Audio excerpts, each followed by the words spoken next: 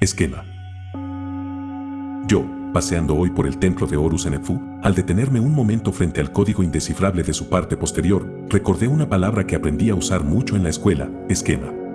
Cuando teníamos clase de dibujo, aprendí que para realizar ciertos diseños es necesario primero trazar lo que se llama croquis. Aunque originariamente croquis es un pequeño mordisco seco y rápido, derivado del francés croc, su actitud veloz e inmediata se trasladó al arte al referirse a hacer un diseño rápido y seco de lo que se espera realizar luego por encima. Al ver los jeroglíficos, se me venía a la mente que para lograr tamaña perfección en semejante estructura realizando tareas detallado en altos y bajos relieves, los arquitectos y artistas tienen que haber realizado muchísimos croquis de los dibujos y muchos esquemas de cómo distribuir el contenido para que quedase perfecto en el espacio deseado. Más allá del aspecto artístico, de los tamaños, dimensiones, espacios a ocupar por los diseños, gran parte de la tarea era de los escribas. Tenían que resumir, ser concretos o explayarse según el espacio disponible para desarrollar el contenido. Debían ser esquemáticos. Recuerdo que en clase, muchos profesores nos enseñaban a realizar esquemas, como cuadros comparativos, cuadros sinópticos, esquemas de pensamientos, ideas, líneas argumentativas, resumen de texto, cuadros conceptuales, todo para esquematizar el contenido. Eso es algo que siempre me fascinó, encontrar la manera de resumir un texto, una idea, de leer entre líneas, es decir, inteligir, y poder aprender un todo a partir de sus pequeñas partes. Cuando iba a la universidad vi que, a pesar de los esfuerzos de practicar la inteligencia, la esquematización de la información, muchos de mis compañeros seguían teniendo problemas para lograrlo y cuando debían resumir, subrayaban todo dejando pocas palabras sin marcar o les era imposible relacionar ideas haciendo cuadros sinópticos de fácil acceso a los conceptos. El humano ha esquematizado su vida desde tiempos inmemoriales. Las primeras esquematizaciones de la existencia fueron las pinturas rupestres, de rupis, rocas o peñascos. Utilizando pigmentos de plantas, mezclas de minerales con sangre o agua, los primeros humanos narraron su vida mediante imágenes sencillas de animales y personas realizando actividades de una forma esquemática. Aunque para nosotros hoy es arte, en aquel momento era una forma de dejar enseñanza, libros de historia y de actividad. Los ancianos o adultos contaban historias alrededor del fuego, y a través de dibujos en las paredes, dejaban esa historia por sentada en los corazones y mentes de sus descendientes. Así, generación tras generación las historias se volvieron más y más extensas y fueron agregando más colores y dibujos, narrando sobre lo ya escrito, dibujado. Utilizando piezas sencillas, como la imagen esquemática de un humano con una lanza en la mano y delante un mamut, no hacía falta narrar todo lo que sucedía. Así, una historia como aquella mañana de invierno en la que nos disponíamos a salir de la cueva a cazar, nunca imaginamos que justo frente a nosotros estaría pasando la manada de mamuts, de la cual el más grande se detendría ante la nieve, y el abuelo tomaría su lanza y con cuidado, cubierto en sus pieles, se arrastraría por la blanca nieve hasta abalanzarse sobre la enorme criatura, la cual, si lograba atrapar, sería la salvación de la familia durante los duros meses por venir. Se convierte en un esquema: cueva, persona, lanza, blanco, mamut. Y la próxima vez que veas el esquema, si la historia fue contada, sabrás de qué va y las sencillas imágenes narrarán la historia por sí solas. Una imagen vale más que 1000 palabras, dicen, aunque en la mayoría de los casos fue una imagen la que generó las 1000 palabras. Los diseños rupestres fueron complejizándose, contando más detalles, detallando animales, viviendas, plantas, astros, personas, objetos e incluso acciones. Cada uno de ellos tenía un sonido específico, relacionado a lo que los mismos emitían, una suerte de idioma onomatopéyico, donde perro se diría guá y gato miau. Esto creó las lenguas con las que contar historias, y esos mismos ruidos empezaron a describir acciones: miap tap tap igual a el gato camina, aludiendo al sonido de los pasos. Las palabras comenzaron a ser esquemas de las acciones y las realidades. De esta manera, no hacía falta ya ver al gato caminar. Con que alguien dijera el sonido, la mente se encargaría de crear la imagen y diseñar la historia. Me parece fascinante, porque esto es algo que hoy naturalizamos como normal, pero en el origen del humano esto fue casi como inventar una nave espacial o querer usar una avanzada tecnología. Fue un descubrimiento impresionante que permitió al humano esquematizar y conceptualizar la realidad, impulsando al cerebro a ser justamente inteligente, es decir, a leer la historia entre las líneas, a ver una imagen o escuchar un sonido y desarrollar todo el contenido, algo que hoy describiríamos como abrir un archivo zip en el ordenador, en la computadora, donde el contenido se encuentra comprimido en bits, y al abrirlo se descomprime mostrando mucho contenido oculto dentro de sí. Es increíble cómo surgió nuestra inteligencia de la interpretación esquematizada de la realidad. Y no se quedaron con eso. Mientras más largas las historias, más elementos necesitaban, pero era cada vez más difícil tener que pintar todo y ser dibujado para ser entendido. Entonces, se encontró una solución: esquematizar aún más y hacer que los objetos se conviertan en conceptos y los conceptos en sonidos. ¿Cómo fue? Cuando miras los muros de los jeroglíficos, notarás que muchos de ellos se repiten, pero otros son extraños y únicos. Por ejemplo, encuentras muchos símbolos de plumas repetidos, o muchas aguas con sus ondas bien esquemáticas en punta. Estos representan sonidos, y son utilizados para armar un sonido más grande que sería imposible de describir en un dibujo conceptual. Por ejemplo, decir solo luz es fácil igual a un círculo o un círculo con líneas saliendo de él. Pero decir la luz del sol es caliente y quema requiere más palabras difíciles de describir en un dibujo, y por lo tanto, se opta por buscar sonidos que parezcan al verbo quemar y calentar, y lo escriben.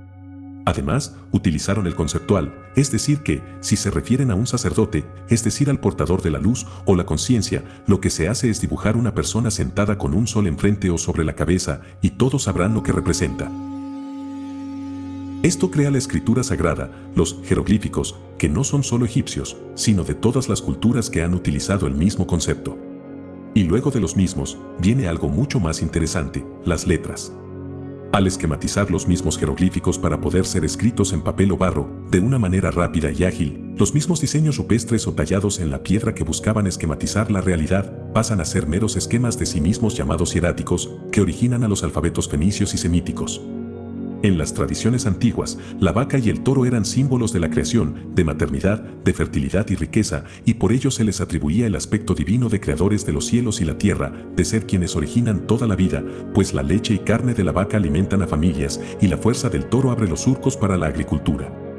Por ello, eran el principal símbolo de la creación. El dios Apis era graficado con el jeroglífico de un toro, el cual acabó esquematizándose solo en la cabeza con sus cuernos. Su símbolo representó a todos los pueblos entre el 4000 y 2000 a.C., pues este periodo de tiempo se conoce como la era de Tauro. Tauro iniciaba esta época de riqueza, y por lo tanto el toro era la conexión entre lo humano y lo divino. A lo largo de Medio Oriente y el Mediterráneo, el culto al toro fue algo común en aquella época, originando los mitos y simbologías taurinas desde Persia a Iberia. En cada región, Apis se había vuelto el fundamento de las culturas y por lo tanto, el principio de todas las cosas. Su cabeza se esquematizó convirtiéndose en un triángulo con dos líneas hacia arriba, y todos le llamaban buey, que en lenguas semíticas dices Aleph. Y que en griego dicen alfa. Alfa, Aleph, Apis, todos suenan al sonido A. Y observa la letra A. Un triángulo con dos líneas que en la época romana fue girada 180 grados. O sea que la A estaba en la posición de la V. Así es. Y cada vez que escribimos la letra A estamos escribiendo el esquema antiguo para toro, que representa inicio, y por ello se colocó en el principio del abecedario.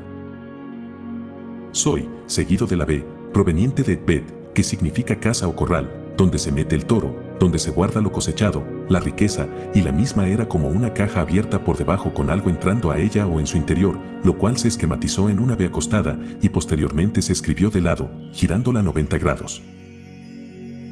Es fascinante pensar que en realidad, todos escribimos y leemos en jeroglíficos.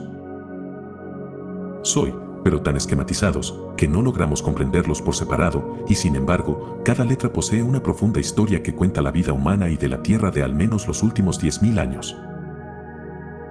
Todo lo que hablamos y escribimos, es un esquema del mundo, literalmente. Esquema viene del griego, esquema, que significa forma o figura, que proviene del indoeuropeo, sec, significando sostener. Es la figura que sostiene un gran peso, significado, que contiene muchas cosas en un simple gráfico, de grapo igual a escribir. Y cada palabra contiene no solo un significado sino que cada letra en ella también contiene otro. Era una forma de ahorrar espacio, pero que acabó por darnos una herramienta mucho más expansiva, que nos dio la capacidad de desarrollar ideas, sueños, de describir lo intangible, invisible, lo extrasensorial y transmitir ideas complejas con detalles concretos. En la antigüedad, el idioma era utilizado para narrar historias o dar indicaciones, nada más, y las historias eran básicamente indicaciones de vida, guías prácticas para la subsistencia. En cierta forma, la historia era un aglomerado de conceptos y actividades resumidas esquemáticamente, recolectadas para ser transmitidas en una misma narración. Así surgen las leyendas, de legenda, recolectado, del indoeuropeo, leg, del mismo significado. Es la agrupación de conceptos vividos, que se transforman en leyendas, en mitos y sobre todo en parábolas, es decir, historias cortas o frases hechas con intención de dar guía, consejo y resumir las posibles respuestas a muchas preguntas en una sola. Esas son como las típicas frases de autoayuda de la actualidad, que parecen no decir nada y ser vacías de contenido, pero que cuando tu conciencia despierta un concepto oculto o realiza la pregunta correcta, la frase cobra sentido. Soy, así es. La pregunta es la contraseña de una información codificada en forma de esquema. Y así como esto es así para la palabra, es así para la existencia. Y para ti mismo.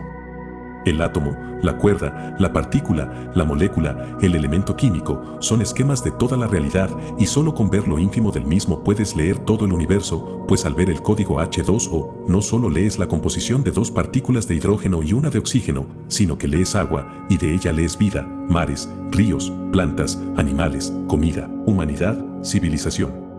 Y a su vez, en el mundo intangible, en ella ves la Trinidad, los conceptos del espíritu y alma convirtiéndose un ser en la triangulación con el cuerpo. Las 3 conciencias y los 3 atributos, el amor, sabiduría y voluntad. Si empiezas a leer inteligiblemente los códigos esquemáticos del universo, podrás abrir todos los libros de la Akasha, de los registros cósmicos, en cada átomo de la existencia. Wow. Soy. Pero antes de hacerlo, antes de perderte por sus laberintos, debes abrirte a ti mismo, pues tú eres un esquema de todo tu pasado, de los fundamentos, de los senderos transitados, del arte, el desarrollo, de la educación, de la política, religión y filosofía, ni hablar de la genética y herencia familiar. Todo lo que existe se resume en ti, eres el esquema de la existencia, de la historia, el universo se resumió en ti como toda la era de Tauro, sus culturas, civilizaciones y sus 2400 años se resumieron en la letra A. Yo soy un esquema del universo. Es verdad, en mí están los códigos de todo lo que existe. Soy, por ello y solo por ello se comprende que el potencial del universo entero vive en ti, que eres Dios, el cosmos, la existencia, un ser interdimensional. Tú eres la letra A del universo. Aleph. El inicio. Soy, el inicio es el fin. Alfa y Omega. Soy, Omega es la última letra del abecedario griego y significa O grande. Su ubicación es especial al final de las demás, pues describe a quien todo lo ve. La letra O viene de las antiguas lenguas egipcias y protosemíticas de la palabra Oyat, que derivó a Oin y que significa ojo. La O es el gran ojo que todo lo ve, la divinidad suprema. Decir yo soy el alfa y el omega es como el esquema de decir yo soy todo lo que nutre y hace existir al universo físico y soy quien observa y sueña toda esta realidad. Sueño y soñador. Realidad e ilusión. Soy el ojo de Horus. El templo donde estuve hoy. Soy, cada templo, sitio sagrado, es un esquema de la historia y si te abres a recibir sin esperar, sin juicio, abrirás la información. Eso es lo que haces cada día al visitar estos sitios, decodificar los esquemas de su información. Ahora bien, esto lo logras porque te abres a tu propio esquema, a encontrar las informaciones no solo fuera, sino dentro de ti. Cuando te reconoces como esquema de la existencia misma, tú eres todo, todo está en ti, eres el alfa y el omega, el resumen de Dios.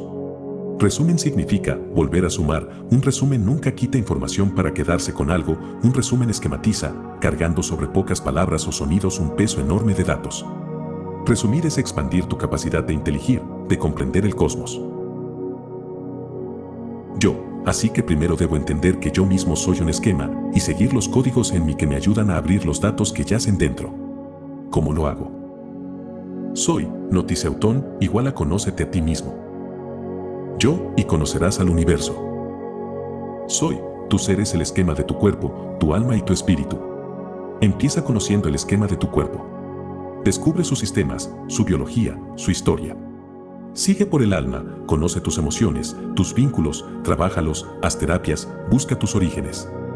Y acaba por el espíritu, leyendo, aprendiendo, estudiando, buscando más respuestas, medita en el silencio. ¿Sabes cuál veo que es el mayor problema de las preguntas que hacéis muchas veces? Me refiero a cómo lo hago, cómo lo logro. Yo, ¿qué? Soy, veo que tenéis la necesidad de terminar, de hacerlo de una vez, como si la vida fuese una carrera para culminar algo, y amigo mío, la vida culmina en la muerte. El desarrollo es eterno, y sé que la libertad asusta, pero es porque no conoces aún lo que significa. La vida misma es un proceso de expansión, no hay fin, no luches por acabar algo ahora mismo, lo importante es que lo hagas. No hay un objetivo tras abrir los datos que viven en ti, la única practicidad es descubrir tu libre potencial creador. ¿Acaso dejaste de usarla cuando aprendiste a escribirla? ¿Acaso dejarás de usarla ahora que sabes su origen? Yo, no. Soy, lo único que has hecho es decodificarla, hemos visto su potencial interior, su significado original, y ahora, cada vez que la uses para crear palabras, prosa, poesía, leyendas, compartir, charlar, verásla con la conciencia que se merece, reconociendo que al usarla estarás creando, abriendo caminos como el toro en los campos. Eso es lo mismo que haces al conocerte, al entender tu cuerpo, al indagar en tu alma, al activar tu espíritu. Yo, es. Muy bello. Soy, eres arte, recuérdalo, eres poesía, eres verbo. Yo soy el esquema del universo. Soy, yo soy el verbo de la creación.